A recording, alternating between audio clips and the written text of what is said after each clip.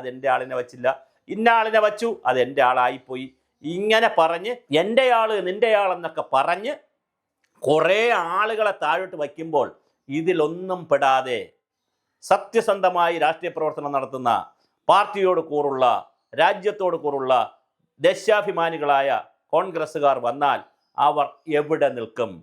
അവരെ ആര് പരിഗണിക്കും? അവർക്ക് നാളെ ഏത് സ്ഥാനം കൊടുക്കും?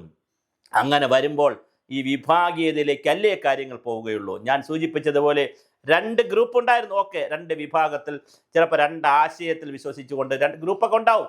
എല്ലാ പാർട്ടിയിലും അങ്ങനെ ഗ്രൂപ്പുകളൊക്കെ ഉണ്ട്. കാരണം വ്യത്യസ്ത ആശയധാരയിൽ വിശ്വസിക്കുന്ന നേതാക്കളെ കണ്ടുകൊണ്ട് ആളുകൾ നിൽക്കും. കരുണാകരനെ കണ്ടുകൊണ്ട് ഒരുപാട് പേര് കോൺഗ്രസ് വന്നവരുണ്ടായിരുന്നു. AK ആൻ്റണിയുടെ ആദർശത്തിൽ ഭയങ്കര ആദർശാത്മക രാഷ്ട്രീയം എന്നൊക്കെ പറഞ്ഞ് AK ആൻ്റണിയുടെ കൂടെ ഒരു വെള്ളം ആളുകൾ കൂടെ വന്നു. ശരിയാണ്.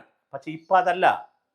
ഇപ്പം ഗ്രൂപ്പ് മാനേജർമാരെന്നുള്ള നിലയിൽ ഓരോ പാർട്ടി, അത് യൂത്ത് കോൺഗ്രസ്സിലാകട്ടെ, മഹിളാ കോൺഗ്രസ്സിലാകട്ടെ, KPCCയിലാകട്ടെ, വലിയ തോതിലാണ് ഇത് ബാധിച്ചിരിക്കുന്നത്.